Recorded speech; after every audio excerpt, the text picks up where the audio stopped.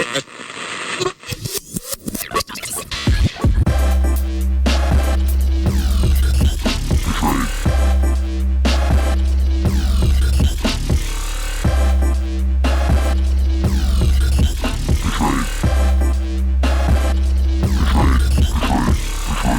Betrayed. Welcome back to The Betrayed. I'm Gina. This is Drew. Thank you for listening, commenting, and subscribing to our YouTube. We really appreciate the feedback and the reviews on Apple Podcasts as well. Our recent Apple Podcast reviews from Sarah. We appreciate you, Sarah. Drew, gosh. That's your cue to talk, Drew. It's just like, thanks.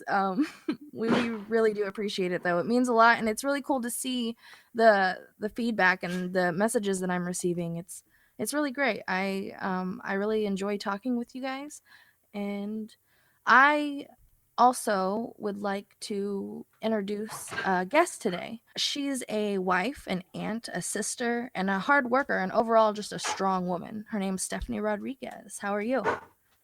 I'm good. Thanks for having me. Thank you How for are you guys? I'm doing great. I'm doing wonderful. It's great here today. Thank you for joining us. We really appreciate it. Sorry, my dog. My dog must hear some stuff outside still. But I came across Stephanie on Facebook. She was doing she had a video that I came across, and then I dug into it a little bit more, and I found her YouTube video, and it's about domestic violence. And she, in her YouTube video that we will link in the description, she dove into her story, and it made me want to dive deeper into it. Do you want to touch on your story a bit, Stephanie, and on what happened? So, with my story about domestic violence, it's pretty much, it started off as something small, like play hits here, play hits there, until it got like really, really serious and deeper, to where I had to get like my family involved and I was hurting people around me by staying involved in this relationship. Yeah, and did you feel like humiliated? At the end, yeah, like having to face my family after the fact, but they were all there for me and very supportive after everything happened. And the verbal insults and stuff like that, did it happen like towards the beginning, or what, did it take a while? It was kind of there in the beginning, but I didn't really pay attention to it because it was like, oh, I'm just playing, I'm sorry kind of situation, and he'll turn it into a joke. It's easy to overlook things like that, especially in the beginning. As well, and it's like the honeymoon stage, right? And you're feeling those feelings. You overlook those little red flags that normally, either turn into a big deal or they don't. Yeah, that sounds about right. Yeah. When did you start to become afraid of your partner? When we moved to Florida, well, when he went AWOL from the Army, I was with him. And when he got me living all the way in Florida with my grandparents, and the first time he choked me is when I started to be afraid of him. Wow. And what escalated that situation? For him choking me, or just in general? For him choking you. Because we were in the room. We shared a room at my grandmother's house. And he wanted my cell phone, and I told him no, pretty much, because he wanted to be able to go through my phones and want to know who I'm talking to, what I'm doing, and everything. And I just told him no, like, you can't have it. And then from there, he started like hitting me. He pulled my hair, and then he choked me. And yeah, it was pretty bad. I'm so sorry you had to go through that. And you went through so much more. Your YouTube video is pretty descriptive. You even mentioned that a gun was involved, right? Yes. He was working at a amusement park, and I was waiting for him in the car because we only shared one car at the time. And we were going to split and go our own separate ways. But even through like the abuse and stuff, I still cared about him. So I called the Army, the MPs, and asked them, like, where do you search for people who go AWOL? I never gave his name. And I told him about it, like, don't go back to your hometown because that's where they're going to be looking for you at. And he was like, oh, you called the Army on me? And he just like snapped.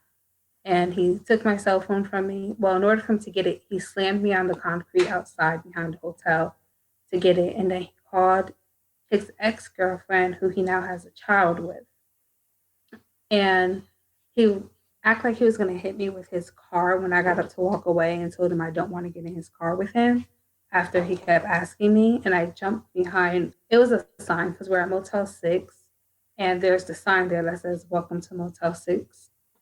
I jumped behind it, and I saw him pull away fast, like he was going to leave, and I thought he was. So I went and I was walking on the other side of the motel to get to the front office for somebody to call the cops because he took my cell phone. And then he just asked the guy. I looked at him. I was like, "Hey, do you see a man coming?" He looked around, said no, and went back in his room. And I was like, "Okay." So I kept going, and then my ex popped out from the side. And he was like, "Hey, Stephanie, like let me help you. I'll take you to a shelter. I'll get you back to Tennessee." And I was like, "No, I don't want to go with you." And he was like, "Come on, please just let me help you." And I kept telling him no. And he pulled out his gun when I said, "You can't help me at this point, only the cops can." And he didn't like that. So he followed me to the front. And as soon as he got the opportunity to, he pushed me up on a car and said, "Get in the car. I'm not playing with you." And he took his gun and held it to my head. And I heard him like cock it back. Wow. Now, I how long have were you guys together at this point? We were only together for 7 months. Wow. wow. Did he seem like an angry person from the beginning, or just did it blindside you? I guess like when I look back on it now, I can say he's always been this way. But at the time, I didn't think he was, because like I said, he'll always like brush it off as he's playing or we're play fighting, but I never really hit him back or anything. Everything to him is we were just playing, and we'll just like brush it off. And he'll do like sweet things, like we'll go out places, we'll go to Dave and Buster's, we'll take little trips here and there. He'll buy me things, and that's how pretty much was his "I'm sorry, I hit you, I do this, I do that, I'm sorry," and we'll get me something nice. That often happens quite a bit. But did you leave? You left him after the gun situation, right? I did. I called my mom. I lied to him and told him that my nephew had a doctor's appointment, because I know he has a soft spot for kids. So I told him my nephew had a doctor's appointment, even though I know he didn't. And he let me use the phone to call them. He had his gun pointed at me in the car and was like, "Don't say anything slick or I'll shoot you." I was like, "Okay, I won't." My nephew just so happens to be saying boom, boom in the background. And I started crying, and I was like, "Don't say that. That's not good." And my mom was like, "Does he have his gun pointed at you?" Because in the beginning, my sister didn't understand why I kept saying, "Oh, how was Devon's doctor's appointment?" Like, ask mom, how was his appointment and stuff. And my sister was like, "Can you tell Stephanie he didn't have a doctor's appointment?" And then my mom was like, "There's something wrong. That's why she's saying that." But me and my mom never came up with this code, like, "I'll say your nephew had a doctor's appointment," or anything ever. It just something I came up with on the spot. Wow. Yeah, growing up, I had a great childhood until a certain point. After a few years, I started to watch my dad hurt my mom, and at times it was scary. It was really really scary, and made me not want to be home. And he would get mad if I didn't want to be there. Now I remember in your YouTube video you mentioned children, and it doesn't only happen with couples or in domestic violence. It can happen with kids too. The kids get hurt a lot, and they don't have a voice a lot of the time. And due to him being that way and being angry and stuff, it broke up our family. And I lived with my Uncle Mike, and I was, separated from my sister. And then my sister, she had gotten uh, raped, and it was just an escalated of situations due to my family not being able to stay together, and my dad being an angry person and taking out his anger on myself or my mother. And it never ends good, and it's scary. And I would like to reach out to the people that are listening. If you're in a scary situation, feel free to, reach out to us if you feel like there's nobody else to talk to. It's hard to talk to people that I know that, but there are people who've been through it, such as Stephanie. I think you guys should definitely go check out her YouTube video and listen to every detail that has happened, because it's a touching story, and I know that a lot of you who are listening, which I talk to you guys, can relate. But yeah, have you ever been in a situation where a child has been hurt? I personally did not witness a child getting like abused or anything. I feel like if a man can put his hands on a woman, he'll put his hands on a child. Yeah. And that's just what I see. And they say like when I was having like group therapy and stuff for domestic violence victims, they said if you come from a home where you're watching someone beat someone or someone being beaten on, then you will grow up to be an abuser or an abusee. Either one would happen. Right. Yeah, there's either the people who put their frustrations and anger onto others, or do the total opposite, and they learn and they take in everything that they have been through, and they try to make a difference. And I know so many people, that have been through crazy situations growing up, and now they're advocates, and they tell their stories and listen to others and help others across the country, and it's amazing to be able to stay strong, not only for yourself but for other people too. It's a lot. But I even wrote a letter to my dad in marker, telling him I'm sorry for what he did, all because I wanted to make a phone call and leave because he was fighting with my mom. I told him I'm sorry, and nobody would know that if it wasn't for when we moved out of that house. My aunt went and cleaned it up, and she found the letter and asked me about it. And if it wasn't for her finding it, I probably wouldn't have had the courage to talk about it or bring it up when I was still young. So that was a good way to show them that I just didn't need to be in that situation anymore, and I was able to get out of it. It's crazy what drugs and jealousy, anger issues, and all this stuff do. And there's help. There's help. If you feel like you're gonna hurt somebody, you can get help and take out your anger on other things. Get a punching bag. Um, Pick up another hobby. Do a sport. Go box Exercise. somebody. Yeah. But I have some statistics on domestic violence. Nearly 20 people per minute are physically abused by a partner in the U.S. That's just crazy. That's That's a lot. crazy high. Yeah, that's a lot of people, and this equals to more than 10 million men and women. And 1 in 4 women and 1 in 9 men experience like severe intimate partner like physical violence. And it's not just women, it's men too. There's 1 in 4 and 10 for 1 in 4 and 1 in 9 for women, and then men wow. who experience severe intimate partner physical violence. And when your partner had hurt you like the first time, you didn't talk about it, did you?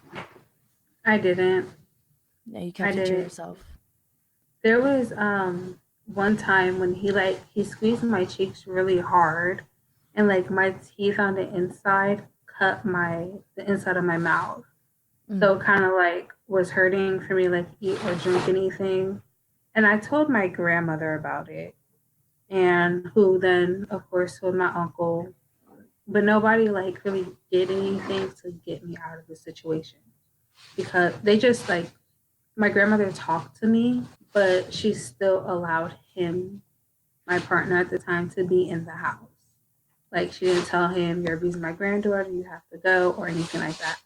When she did tell us we needed to go, it wasn't just him, it was I had to go with him, knowing like, what the situation between me and him was. Whenever, they found out about the gun situation, they were apologizing to me pretty much. It was like, I feel bad if you would have died, that would have been my fault. And I told him, I was like, it would have been nobody's fault but the person who pulled the trigger at the end of the day. Like, Right. I didn't want to put that on them. Right. They love you, and that's that kind of like self guilt they put on themselves no matter what. Yeah. Yeah, and 1 in 7 women and 1 in 25 men have been injured by a partner as well. And 1 in 10 women, it's unavailable for men though, but 1 in 10 women have been raped by a partner. And it's not even domestic violence, but 1 in 4 women and 1 in 7 men have been victims of severe physical violence, like beating, burning, strangling, etc. And 1 in 7 women and 1 in 8 men have been stalked. Stalking is an issue as well. More than 20,000 phone calls placed to domestic violence hotlines has happened just this year. And intimate partner violence account for 15% of all violent crime. Wow. And women between the ages of 18 and 24 are most commonly abused by a partner. And usually 19% of domestic violence it involves a weapon. That's a lot. It really, and it's kind of sad. It is really sad. Not kind of. It's really sad. Yeah. Something that I was gonna ask you is, did he like make you do stuff like say say he hurt you, right? And say he kind of had a feeling that you were going to tell your family or something. Did he say things like, if you tell them, I'm gonna do this, or if you leave the house, I'm gonna do this? Or did he control you in that way and keep you? He did. He did. When the whole within the same night when the whole gun situation happened, I told him, I was like, you hurt me, my wrist is swollen, like ankle hurts, kind of thing. And I was trying to talk him into taking me to the hospital, pretty much. And he was like, oh, if you tell anybody, like my family knows where your grandparents live, they have the green light on them. Like he didn't necessarily threaten that it'll be me he's gonna like physically hurt. He'll threaten that he's gonna hurt people that I love. And that's how he pretty much got to me. But at that point in time, I was like, his family never been to my grandparents' house. Yeah. They don't know where my grandparents live. So when I got him to take me to the hospital, I went inside and I was like screaming, he has a gun, like he's gonna shoot me, he's gonna shoot you, he's gonna shoot anybody if y'all don't get me somewhere. And like the lady was trying to triage me, thinking something was wrong with me. I'm like, something's gonna be wrong if you don't get me in the room and like hide me. Right? Yeah. Domestic victimization is correlated with like higher rate of depression and suicidal behavior as well. That's why I really wanted to touch on this topic, because there's people that have came to me talking about the things that they go through, and it made me want to do this pod even more, this pod episode. And just know that if you have dealt with those things and you are over it now and you are dealing with depression or suicide things and stuff like that, we'll link the phone number below and some websites that you can go to be able to help you. If you can't talk to your friends or family or someone like us that are just on a podcast that are willing to be here for you, then there's professional help out there as well. There's a ton of professional help, and we're way willing to look up stuff if you need specific things. For sure. In your area, whatever it is that you want. Only 34% of people who are injured by a partner receive medical care for their injuries too. And 1 in 5 children are exposed to domestic violence. And it happens worldwide. It's bad. It can be really bad. So overall, just protect your children like in those kind of situations, especially, and get them out of the situation. And if it's just you and you don't have children, really focus on what you want in life and what you need in life, and it's not that man or woman who's hurting you. True. I just want to say also on what you just said about like people getting treated for their, I guess, injuries by their partner. When you go to the hospital, don't like lie about how you got your injury. Just say the truth. And I learned that one myself because my ex, the one who pulled a gun on me, there was one time we were arguing in my grandparents' house and they were at work. I don't know, I got to the point where I just wouldn't cry anymore when he hit me. I told him, I was like, I bet you won't put your hands on a man though. And he didn't like that. And I went to the bathroom because I saw he was about to charge at me. And when I did so, he kicked his leg out and he split the door in half. like the top door of the bathroom came off the hinges and hit me. And I had a really, really big, ugly bruise on my arm. I couldn't go to work because he didn't want anybody to see the bruises. And obviously, my grandmother was going to see it because we were living there. And I lied and told her I slipped in the tub. I needed a work note for work, so or a doctor's note for work. And I went to the hospital and told them I slipped in the tub also. They knew the way the bruise looked, it was impossible that I slipped in the tub. But people in the medical field cannot help you unless you're telling them what's going on. If somebody's in the room with you, the person who's abusing you, whether it's your girlfriend, your boyfriend, your wife, your husband, whoever it is abusing you, you just tell them, I don't want anybody in the room. And they will make that person leave, even if they have to get security. Yeah. And you will be protected. They're not going to make you go back to that person who's abusing you. Legal actions will happen. They don't mess around in emergency rooms. Security's so quick. And the staff does want to help you. But like she said, like you have to tell them because they can't intervene unless you say something. Exactly. And something that I would wanted to ask you is like, what would you have done? What would you have done different, knowing what you know now during the situation that you went through? I would have left Wayne at the beginning. Like when it all started, like the play hitting and what I thought was play hitting and like the fat jokes and stuff, I would have left. Yeah. There's no way I would have stuck around if I known like all this stuff was gonna happen.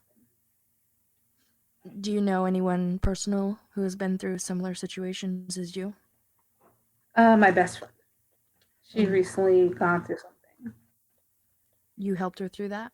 I've spoken to her. She got in contact with me a few days after it happened. And I just talked her through it kind of. But she had like her family there. States away from her now, but we've been best friends since we were like 8 years old. And that's not an exaggeration. Wow. And you're wanting to be an ad. Go ahead. Sorry. It was hard for me, like when she told me about it, like I was up almost half the night crying because I know what it felt like to be in her shoes. And it was just really bad. And when she sent me pictures, it was even worse. I really couldn't sleep. Wow. I have a few close friends that have dealt with that, and there's nothing that you can say or do, I feel like, that you feel like that helps. And even though you do research and you send them things that are beneficial, they don't always listen. It's in their hands, so with friends like that are going through things and you do everything you can to help, just stay patient because they need you way more than they think they do, and they're stuck. And it's hard. It's hard when you're in a mental state like that and someone is overpowering you and feels like they have power over you even though they don't. So just stay patient with those friends because they truly need you. Even though it feels like they're not listening to you or whatever, imagine being in their shoes.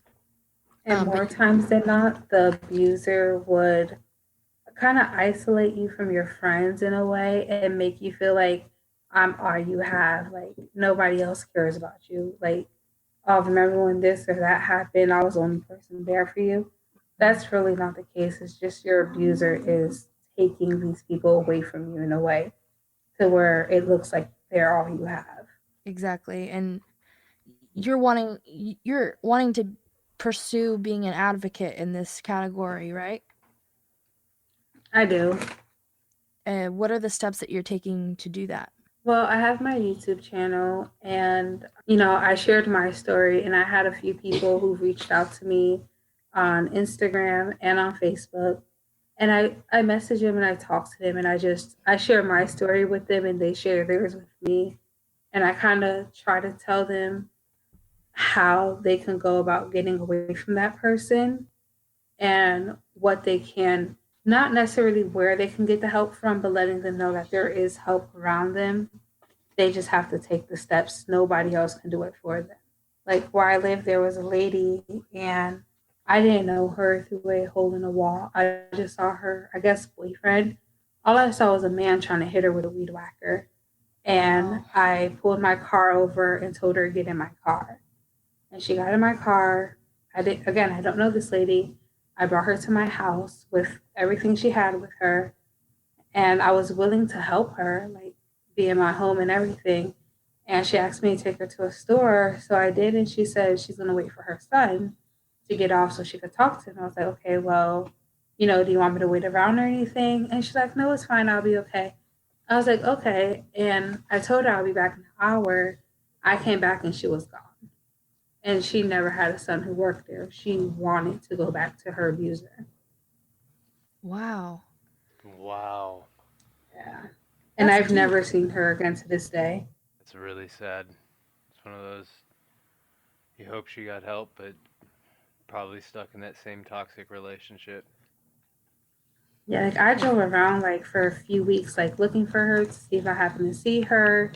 The red, I remember what the truck looked like. It was like a red pickup truck. See if I see it again or the guy again. And I just haven't like seen sight of any of them again. And the man even like messaged my phone before because I let her use my no. I know she went back to him because I gave her my number on a piece of paper, and the guy got a hold of my phone number, and he was texting me, asking me how had I seen her and stuff. I'm not really sure where she went, what happened, but I know at some point she did go back to him. Wow. This is a sad story, too. Is domestic violence, Yeah. is it something really common in your area? Because this whole conversation, I have no experience with it, so the whole subject blows me away. I think honestly, it happened like for all I know, my neighbors could be going through domestic violence and I wouldn't know it. Like I think it happens everywhere. Just it's I feel like people who the ones are being abused, they don't want to say anything because it's typically the people who look like they are the strong ones who are always there for people are the ones being abused and really need somebody but feel like I'm the strong person, I'm the one everybody relies on, like I don't want to go to anybody for help, so they cover everything up. I get that mentality. Exactly. So, on your journey as to being an advocate, what are ways that you can help people more than just your YouTube? Are you going to offer a direction, or like do you have a group on Facebook where all of you can get together and chat, or what are some ways that you connect with your audience? I have not started a Facebook group chat yet because I feel like anybody, like somebody who abuses somebody, could pretend to be like make a fake profile and pretend to be a person being abused just to get in there and see, okay, what is like, is my partner in here telling people our business what's going on? So I like, and I leave it open all the time for anybody to just privately message me, so nobody has to air all their stuff out. And that can also cause legal issues if they like are just posting it on like a news feed or something instead of just like privately messaging somebody because their abuser could get a hold of it or one of their friends and nobody will really feel safe. So I just That's want to really leave my stuff open. Yeah, that's a really great thing to touch on, is having something that's so public to everyone. You do risk having people that are the opposite of what you're trying to create come in and trying to learn off of the things that you're teaching to do to be able to, reverse that, or, trying to slide in the DMs, right, of the people that you are communicating with because maybe they feel like they're weak, or something like that. Like it's really smart actually. So it's better for people to go to directly to you rather than publicly. And there's plenty of public groups out there. It's kind of like, do we need more? Do we need more? Like your voice is all that matters. And if people want your advice or to go to you, there's ways to contact you directly. And we'll be sure to leave her Instagram and Facebook and the links in the description as well. Yeah, absolutely. I was like, those are all valid points that like completely flipped my perception on that. I was like, She's completely right on that. Yeah, I just wanted to read some. There's 6 signs that they, 6 signs of abuse that the Las Vegas Police Department just this October have put together for people. One in every, I'm pretty sure I read this one in every 4 women will experience domestic violence in her lifetime, while 99% of victims will experience financial abuse, according to statistics from Allstate Foundation. So they also regularly checking with their partner to report where they are and what they're doing, receive frequent harassing phone calls from their partner, talk about their partner's temper, jealousy, or possessiveness, wear clothing designed to hide bruises or scars like long sleeves in the summer or sunglasses indoors, be kept from seeing family and friends, and have their spending tightly monitored or restricted by their partner. And due to the fact that victims often arrive at emergency shelters with only the clothes on their backs and maybe a few personal items, they often have difficulty getting back into the workforce and regain independence. So they have things all over where you can donate to domestic violence survivors to be able to help them get back on their feet as well. But yeah, I think it's really good to know that people are getting hurt every day, and it could be anyone. Just like you said, even your neighbor could be going through it and you don't even know. Something that has bugged me is when people are getting hurt and people just like walk by. If you see it or hear it and they just walk by or videotape it, or videotaping is great. It's great for evidence, but I would, I'd have, if I was in a situation where I went straight to my phone, which I'm not the person that goes straight to my phone. I act on situations, and I don't just pull out my phone. So if I was one to do that, I would have one phone in one hand and kicking the person's ass that's beating the person up and with the other. I'd be like, here's the evidence, but I'm also gonna freaking help this person. I'm not just gonna stand here and just watch. I mean, I guess that's the only experience I've ever had with domestic violence is seeing neighbors fight when I lived in the Bay Area. And usually people step in on stuff like that, especially if it's a man hitting a woman, at least here in California. But I mean, I'm sure people don't at the same time. I just never have experienced that. I would hope more people would jump in if it's out in public. Right? And There was sorry. go ahead. There was a situation in my parking lot where I live, and this guy, I don't know if he was intoxicated or if he was just, normal, just arguing with his girlfriend. But he kept reaching in her driver's seat and like she was like, "Don't put your hands on me." And I was like, and I looked out my window because I heard it, and then I saw he keep reaching his arm in the window. I'm like, okay, by the time I get down there, anything can happen. So I called 911. Like, if you don't want to intervene yourself, call 911 and tell them it's a domestic dispute going on, and the cops will come. Like, at least where I live, they'll come fast, and I hope they'll do that everywhere else also.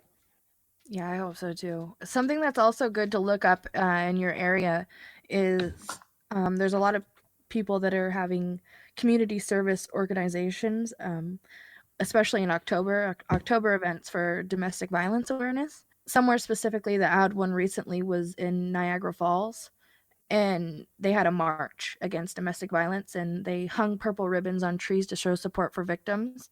Roughly 50 community members participated in the event, which featured artwork, displays in the wine, on like or in the wine and on Third Restaurant, which is I guess a place there on the street where they marched. And Pinnacle Community Service held the walk to raise awareness for women and families who have dealt with like domestic violence abuse, and to highlight domestic violence because they felt like it wasn't being spoken about enough in their community. So I'm sure that there are more places that do that. I know of there was one in Washington. It was just last month, and then I'm pretty sure it was New York. They held a pretty big one, or it was close to New York. But yeah, just look them up in your area if you're interested in supporting your community and stuff like that. There's lots of things that go on where they tries to raise awareness, And and we'll make I sure think we it's really, link stuff in the description too. yeah, it's a really great thing to be a part of. And if I can find some upcoming ones, I'll definitely put those in the description because anybody that can be a part of those to be able to bring your community together and show people around you support, I'm all for it. I think that's amazing. Have either of you been through or have either of you been to a awareness walk or march like that? Not for domestic violence or anything like that. Just one in general. Yeah, yeah. I've been Yeah. to one for medical cannabis awareness in California. They've had them for years. I've never been to one for domestic violence either, but I went into one for awareness on cancer. I've been to a bunch of them, and it's always amazing the support and the vibes and the people that come together like that. It shows that your community's strong, and I really love things like that. I'd like to put one on for sexual abuse survivors in my community. We have one in And our area that's for cancer. They do every year. It's they shut down like 6 or 7 blocks on the main strip, and then it's a bunch of hot rods, import cars, muscle cars, stuff like that. And then the next day's a car show, and then they do an auction. It's all for cancer people going through like chemo and things like that. They help pay for things like that, and then sometimes it's for funds for funerals and things like that. But they do it every year. It's huge. The community loves it. that's amazing. I really enjoy things like that, and even just reading about it, just seeing people come together in that way, it feels good. But I wanted to touch base on this story. It's police have put out a story. It was just recently where a man beats ex-wife, and he uses the baby as a shield to prevent arrest. And baby basically took his child hostage. yeah, so it's a domestic violence situation and more. And this happened not too far from me in Grandview. He's behind bars right now, but he badly beat his ex-wife and then used the 1-year-old child as a shield to keep police from arresting him. According to police reports, the 35-year-old... That's horrible. Yeah. He's 35. He broke his ex-wife's nose, pulled out clumps of her hair, prompting her to flee a home in the 200 block of Cedar Street in Grandview. When police arrived at the home, they say the suspect refused to put down his baby even after they warned him he was getting blood all over the 1-year-old's clothes. A warrant was obtained and the arrest was made. The man faces charges of assault. That's just insane. Should get a bunch of like child endangerment, neglect, and all kinds of things. Seriously. Yeah. In my city where I live, I think within the same month there were 2 domestic violence suicide cases. That's like worst case scenario right there. That's Yeah, it was a man had shot his wife and then shot himself. And then a few weeks later, the same exact situation happened again. Wow. That's terrible. And a lot of domestic violence leads to death as well. Like people just push it it's already pushing it too far when you start to put your hands on someone, but then you're just pushing it even way farther when it turns out to be a murder. There's even a case where I think his name's Chris. He killed his wife and 2 kids, and he acted so like it was just all right. Like he just he act like they went missing or something. Yeah, he was on the news. He did interviews. Yeah, and he was just acting sad, like he didn't just go do that and hide their bodies, It's insane. Yeah. How just okay with it he was. And other people, there's so many other people that are just like that. They just don't feel any remorse. They don't feel any empathy. They don't care, and it's sick. They have no empathy. Those type of people, you never get that into them. They're broken. Yeah, even recently, a policeman got arrested for domestic violence. He strangled his wife, and he was arrested immediately the next day, and he lost his job. It's even police, And he's also a husband. He's also a dad. He's also a brother. It can be anyone. It's not just their everyday people. It's like people that are also protecting you too. I don't see how people can do that. Like in general, like I can't ever see myself like just dwelling on someone for no apparent reason. Like, oh, come here, I want to beat you today. Yeah, you just get triggered by the littlest things that shouldn't even trigger a person. It's just like anger issues. need to seek help if you feel angry like that, especially towards your loved ones. It's just not healthy. That's signs of mental health issues, which is a huge issue in our society right now. Yeah, I'd like to dive deeper on that topic on another pod because it'd be a big one. It's a deep hole. Yeah, there's a lot to touch on when it comes to that. But It is. but how are you feeling now? How is life today for you? Life today is way better. I am working full time still. I help people. I am going to school full time for criminal justice also. It's amazing. I have an apartment that I share with my husband and just way better now. That's Cool. good. I'm happy for you. It's amazing to see people grow from the shitty situations that they were in and overcome those situations and become even stronger and better. And you have definitely done that. You are definitely someone that women can look up to, and even men can look at you and say she did it. You know, she survived that. And it's a huge accomplishment, and I'm very proud of you and I'm proud of the steps that you've taken to get to where you are, because Thank you. it takes a lot of hard work. You're welcome. It takes a lot of hard work, and not everybody can do it without either a lot of help or a lot of, you know, Everyone listening should go watch. We'll link it. Go watch her YouTube. She has her entire story more in depth. It's well worth the listen, and it might inspire someone else in the situation to finally move forward. for sure. That'll be the top link in the description. And I would like to thank you for coming on the podcast. Really appreciate you. Thank you, Stephanie.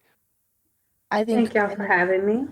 Yeah, of course. I think in the future we could do a part 2, and we could touch a little more on mental health and stuff like that, and you know, bring up some more stories that people have been through, and maybe we'll have another guest that would like to join on this journey of talking about domestic violence, because it's something that I think more people should talk about and more in depth too.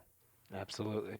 So if you have a story and if you would like to come on The Betrayed, you can message us on our Instagram, The Betrayed, or you can find our social media. I'm Gina Beck, I'm Drew Williams, aka Dabber Owl.